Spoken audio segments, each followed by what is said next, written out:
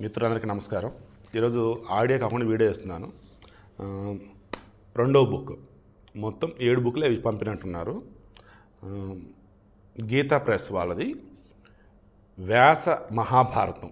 వ్యాసుడు వచ్చిన మహాభారతాన్ని మనం జస్ట్ తెలుగులో ట్రాన్స్లేట్ చేస్తున్నంత యాస్టీజ్గా. ఇది వచ్చేసి రెండవ బుక్. ఈరోజు వచ్చేసి వనపర్వం అన్నప్పుడు ఫస్ట్ వచ్చేసి మనం ఏం మాట్లాడుకున్నాం? ఫస్ట్ వచ్చేసి ఆదిపర్వం, తర్వాత సభాపర్వం.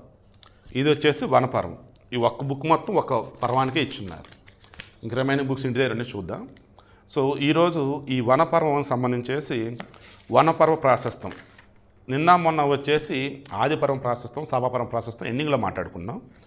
బట్ వీళ్ళు ముందుగా నిచ్చున్నారు కాబట్టి చక్కగా ముందే మాట్లాడేసుకుందాం. మొత్తం ఇందులో 315 అధ్యాయాలు దాదాపు ఉన్నట్టున్నాయి. ఇప్పుడు ఈ వనపర్వ ప్రాశస్తం గురించి మాట్లాడుకొని దీనిలో ఏమేమి అధ్యాయాలు ఉన్నాయి ఏంటి మొత్తం డీటెయిల్గా ఇచ్చున్నారు. అది ఒక్కసారి డిస్కస్ చేద్దాం. సరే, ఇంక ఇప్పుడు చదివేది ఉంది కాబట్టి ఆడియోలో అటాచ్ చేస్తాం. ఓం నమో నారాయణాయ నమశివాయ. మహాభారతంలో ఆదిపర్వం, సభాపర్వం అయిపోయినాయి. ఈరోజు వచ్చేసి వనపర్వం. నేను ఫాలో అవుతున్నది, నేను తెప్పించుకున్న బుక్స్ కూడా గీతా ప్రెస్ వాళ్ళవి. వ్యాస మహాభారతాన్ని తెలుగులోకి అనువదించిందనమాట. ఓకేనా? ఇక వ్యాస భగవానుని మహాభారత ప్రణాళిక చాలా విశిష్టమైనది. కౌరవ పాండవుల చరిత్ర చెబుతూనే చాలా చోట్ల ధర్మార్థ కామ మోక్షాలకు సంబంధించిన విశేషాలు చెబుతూ ఉంటాడు. ఇది వ్యాసుని సామాన్య ప్రణాళిక. అలా కాక కథను మించి ఈ చతుర్వర్గానికి ప్రాధాన్యత స్థలాలు కూడా ఉన్నాయి. భారతంలో అవి వనపర్వం, భీష్మపర్వం, శాంతిపర్వం, అనుశాసన పర్వం. వీనిలో కథ తక్కువ, ఉపదేశం ఎక్కువ. ఈ ఉపదేశ ప్రాధాన్యంతోనే వ్యాసుడు జనహితాన్ని సాధించాడు. నన్నయ్య చెప్పినటువంటి విశ్వజనీనత కూడా దాని యొక్క భావం కూడా ఇదే. ఆ విశ్వజనీనత కోసం వ్యాస మహర్షి కథాభాగం కంటే ఎక్కువ భాగం ఉపకథలను చెప్పాడు.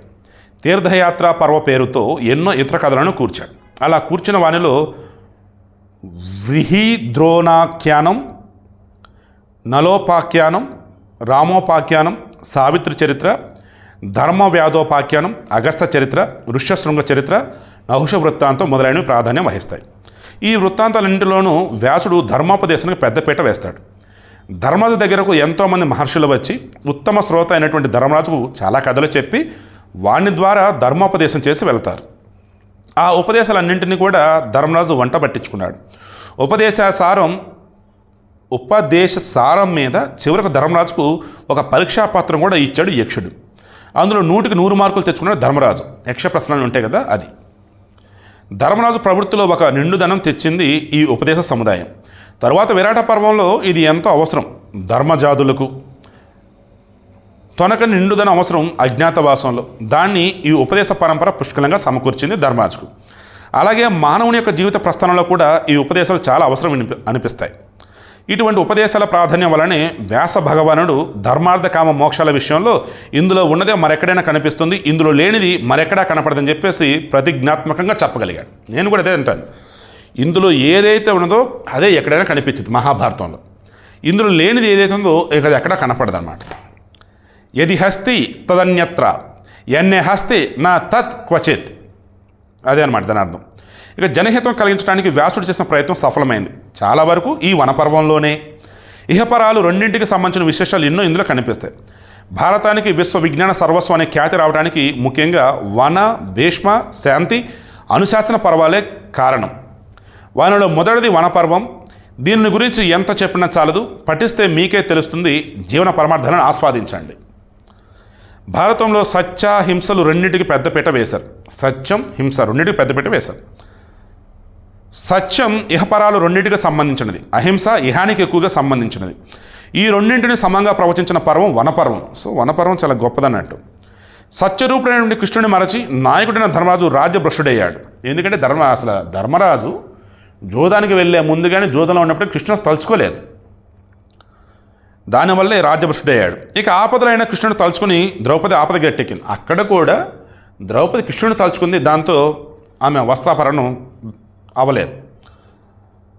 ఈ విషయం కృష్ణుడు నీకు దగ్గరలో ద్వారకలో నిన్ను లేకపోవడం వల్ల నిన్ను జోదం మాన్పించలేకపోయాను అని వ్యంగ్యంగా చెప్పాడు. ఇటువంటి విశేషాలు సత్యహింసలను గురించి, ధర్మ విశేషాల గురించి వాచ్యగాను ధ్వనిపూర్వకంగాను కూడా వివరిస్తుంది వనపర్వం. శ్రీ మహాభారతము వ్యాసుడు లేకపోతే మన భారతదేశానికి ఇంత పేరు ప్రతిష్టలు వచ్చేవి కావు. అటువంటి మహాభారతం జనసామాన్యానికి దూరమైపోతుంది. దాన్ని తెలుగువారికి విందులు చేయాలని మా సంకల్పం. సంస్కృతం రాని వారికి కూడా ఇది చదువుకోదగింది.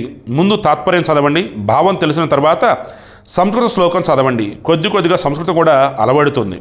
శ్రీ మహాభారతంలోని విషయాలు ఉన్నట్లుగా మా తోటి వారికి అందించాలనే తపనను గ్రహించండి. మరింత సుందరంగా మిగిలిన సంపుటాలను తయారు చేయడానికి తగిన సూచనలు ఇచ్చే సంతోషిస్తాము.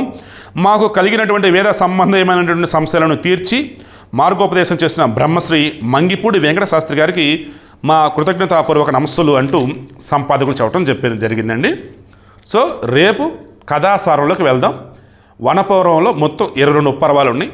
అందులో అరణ్య పర్వం ఎక్కడి వరకు ఉంటుంది, కిర్మీర వధ పర్వం ఎక్కడ, అర్జునాభిగమన పర్వం ఏది, ఇలా నెంబర్ ఆఫ్ ఉన్నాయి. అవన్నీ అసలు ఏంటి, అందులో ఏం మెన్షన్ చేశారు, ఇవన్నీ కూడా రేపు ఒకసారి డిస్కస్ చేద్దాం.